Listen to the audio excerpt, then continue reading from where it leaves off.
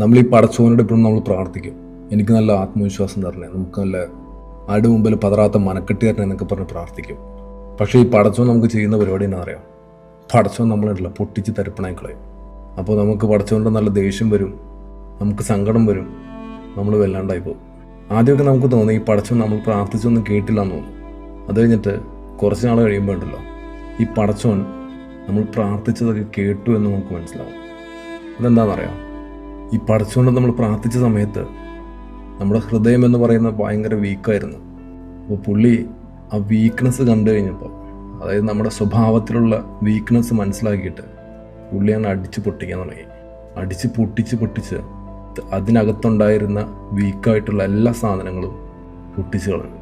ഇനി നിൻ്റെ ശരീരത്തിൽ അല്ലെങ്കിൽ നിൻ്റെ ഹൃദയത്തിൽ നിൻ്റെ സ്വഭാവത്തിൽ എന്തെങ്കിലും ബാക്കിയുണ്ടെങ്കിൽ അതൊക്കെ പക്ക സ്ട്രോങ് ആയിരിക്കും. അപ്പോൾ നീ പ്രാർത്ഥിച്ച്